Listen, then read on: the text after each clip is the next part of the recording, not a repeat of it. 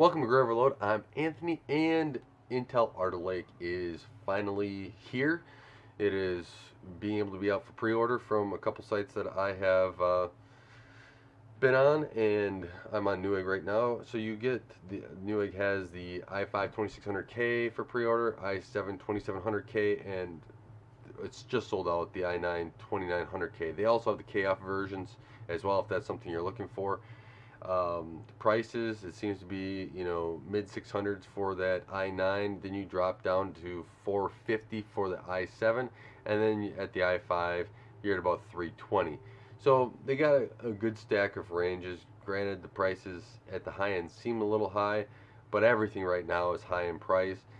I'm just hoping that these will bring the AMD processors prices down a little bit if they do perform as they're rumored to, because I like to see the competition be back, and I'm hoping that the competition is back in the processors, and Intel kind of forces that competitiveness between them and AMD again, where it's been lost.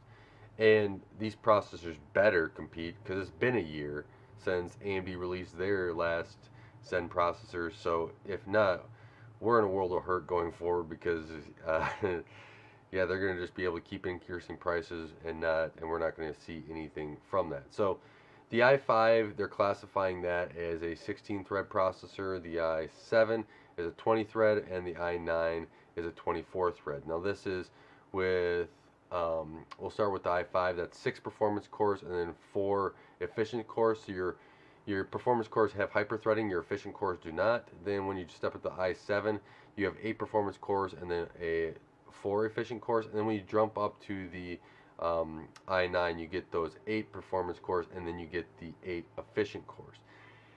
I'm really interested to see how well they work on desktop. I'm actually really interested to see how much power they consume. There's been rumors out there they consume a lot of power. Now, if you're buying into this platform, you have an option of DDR4 or DDR5.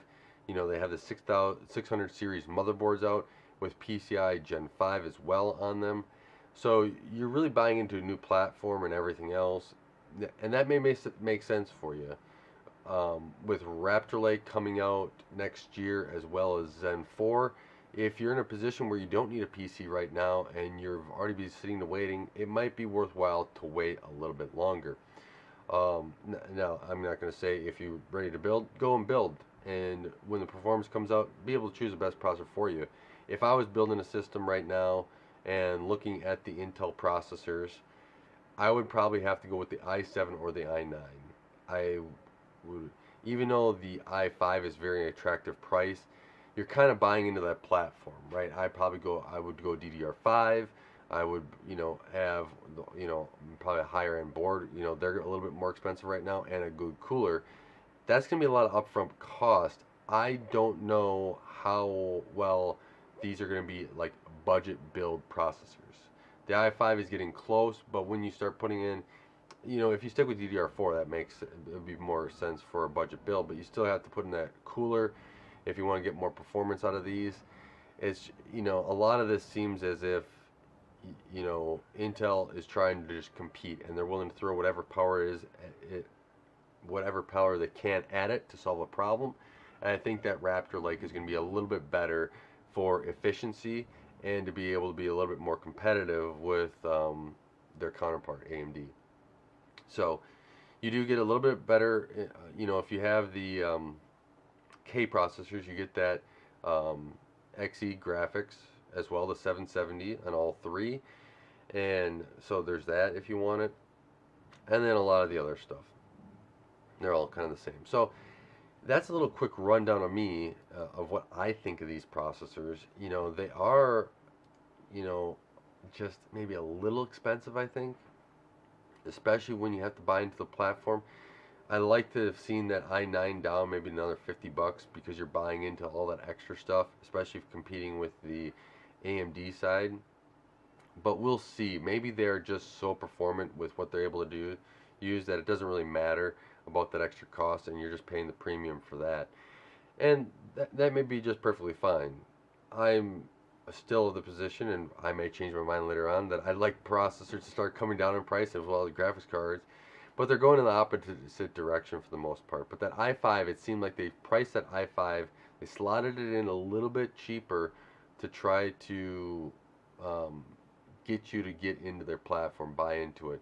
And while that may be something to get into your platform, I'm wondering what is going to change with Raptor Lake, and that might be a better time to buy, especially with the DR5 prices should come down by then. You know, I was listening to a few people and reading some articles that it's about 14% more per gig for DDR5 right now. You know, if that comes into single digits by the time Raptor Lake or Zen 4 is around, that to me is a little bit better time to buy in. But we need those early adopters to help drop that price. So if you're willing to be an early adopter, go ahead. Let me know how it performs as well. I mean, I would love to be able to test out one of these platforms, right? I love to be able to test out every platform. You know, money's a thing, so I can't really do that, right? It's a new socket, so they say they're 125 watt. You know, they're gonna pull way more than that here. But it's gonna be interesting to see how the scheduling with the performance cores and efficient cores work, and to see how they perform and they compete overall. My guess is that these efficient cores, from what I understand, don't have all the instruction sets the performance cores are. So let's say something's running on an efficient core and then all of a sudden it needs that next instruction set. Does that get bumped over to the performance cores? I'm really interested to see how that works and how it really competes on Windows, and you know, or if Windows just, you know, totally, you know, just face plants. And then as well as Linux. And that's some of the things, is that there might be some growing pains with this in Windows. There always seems to be growing pains no matter how much Microsoft works with the company. So I'm a little hesitant there, but maybe Intel's been able to iron it out with Windows, which I will be shocked by. But kudos to Intel, because we sure know it's not Microsoft's side that's, you know, that's putting all the work into it. So with that, but I'm really interested to see that side of it, and I'll be looking at performance numbers when they come out. I'm excited to see them, and so we'll see where this kind of ends up.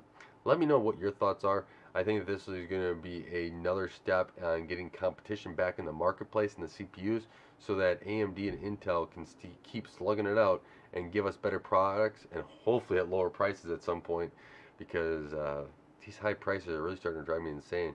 Makes it hard to build a computer, and I like building computers. I mean, I get to build a friend's computer here soon, but I like to build my own sometime too here. Come on. So, with that, thank you guys for watching. Thank you for taking the time to help support Gray Overload and helping this channel grow. I really appreciate it. And if you have any questions or comments, leave them in the comments below. And until next time, God bless, and don't forget to like, share, and subscribe.